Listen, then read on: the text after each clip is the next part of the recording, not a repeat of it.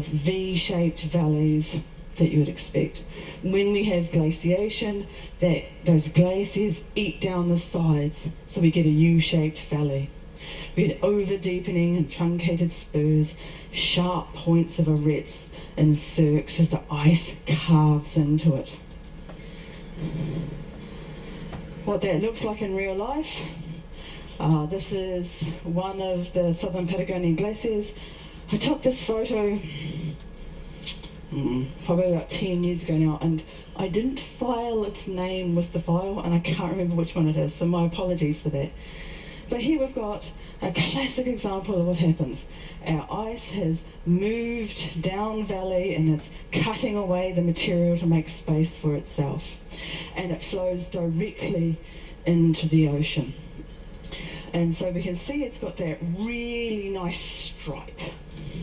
Right, was it 2 stripes? Actually, there's one here and there's one here. That's moraine.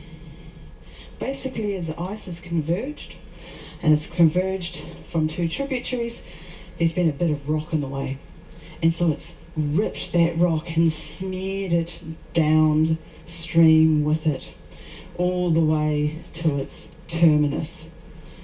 So these sorts of glaciers, as I said, they're really fast. Now I think at this point, you're going, you've said this already, how fast is fast? Well, be with me, it's a glacier. Right. You're going to be able to outwalk it. So this, the fastest glacier in the northern Patagonia ice fields flows at about 7.6 kilometres a year. Right. That might not sound like much, but that's about 20 metres a day. The fastest, what we know of that we've measured in Greenland, is about 15 kilometres per year. And that's as fast as they get. In the southern Patagonia, they're about 10 kilometres per year. So a little bit slower. I think that's a race I could probably win. So depending on weather and depending on a whole bunch of things, we might have the opportunity to see a few things as we go through the Straits of Magellan and the Beagle Channel. And if we are able to see that, the reason why I'm being really coy about this is that whenever I go anywhere in the world, if I want to look at cathedrals, it's under scaffolding. When I walked the Inca Trail and got to the peak view, the beautiful vista at the top, I had 2 days of hiking, covered in fog. So we take everything with a bit of good fortune and see what we will see. We'll see relatively close to the ocean, so this is marine water at the bottom here, these sorts of landscapes where we have our ice, and here's our little ridge at the top, and it's sort of sitting in a bowl. And then we've got some bare rock, here's a waterfall, and then another sort of bowl at the bottom. That bowl at the bottom is where that glacier used to be. And I'm not saying recently, because obviously we've had soils form and trees since. So that's reasonably happened over about 10,000 or so years. But where we see the ring of denuded rock at the top, that's where it has pulled back in recent time. And so you can see that perhaps really clearly on this one. It's almost like a halo around it, or I guess like a paternoster hat. And that tells us that the environment is changing, right? For the last 1,000,000 or so years, Patagonia has been ice-locked. And we think of that 1,000,000 or so years, around 800,000 or 80%, it was fully ice-covered. Now, of course, there's change in the environment that happens over time as well. As I said, about 10,000 years ago, 12,000 years ago, we got to the end of the last glaciation. And our glaciers have pulled back from their maximum extent. And that's why we get to see some of these fantastic types of environments. and we see the temperate glaciers, the big waterfalls that form in those places. But where we've had complete deglaciation, and to be fair here, the deglaciation is what gives us the Straits of Magellan and the Beagle Channel, we get these environments of fjords, submerged valley systems. And when it's carved into metamorphic rocks, they keep their shape. We get our U-shaped valleys and hanging waterfalls. So that tells us that that's what our environment used to look like. And so we will have complete glaciation in our fjords. This is what we get. Right? There's plenty of places around the world that look like this. Scandinavia, Patagonia. One other place, can't remember. New Zealand. So, the other part to that, I guess, to think about it is I've been talking about the glaciers because I'm building up to how Antarctica works as well. But for the environment in around Patagonia, it's not just about the big valley systems.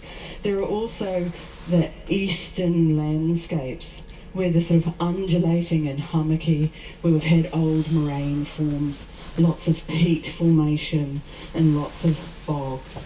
And so that's also part of that broader environment and how it's formed. This is the flight out from Ushuaia. It's one of the most annoying passenger on planes. Look, holding the window.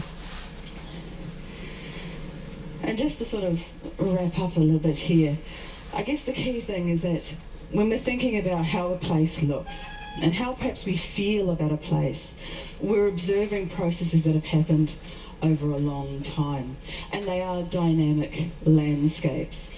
And so we can see clues of the past. And mountain building happens extraordinarily slowly, 20, 30 million years. And how quickly they're taken away from that environment will depend on how high those mountains are, how cool that environment is. So if we change the atmosphere, we change the rate of process. And just to give an example here, this is a collection of observations of climate stations across sort of the northern part of the Andes. And so what they've done is they've aggregated those temperatures, they've created a median line. And that's the median temperature between sort of, for the 20th century, 1961 to 1990. So there's that dashed line. And then what they've done is they've plotted the mean temperature as a deviation away from that. This is what all climatologists do. So it's not an actual temperature, it's what we'd call an anomaly, a variation away from it. And so if you look at that relative to that mean, we see in the northern Andes it was a little bit cooler than the mean through to about the 1970s, and perhaps a bit warmer than the mean from the 1970s onwards. And so that has a big impact in driving those rates of retreat and how much is being lost across all of the Andes, how high those snow lines are.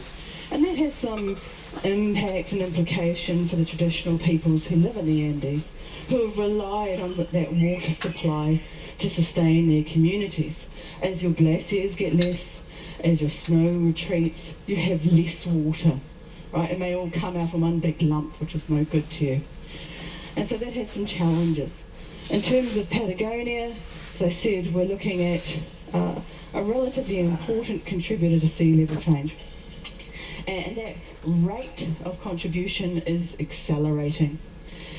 So much so that for the period between sort of 1961 through to about 2016, we're looking at about 3.3 millimetres of sea level rise alone comes from those Patagonian ice fields. Now I know 3 millimetres sounds like nothing, but it is an important element of a bigger puzzle that we're trying to resolve. So they're rapidly thinning, they're losing a lot of ice, and that landscape is changing because of it.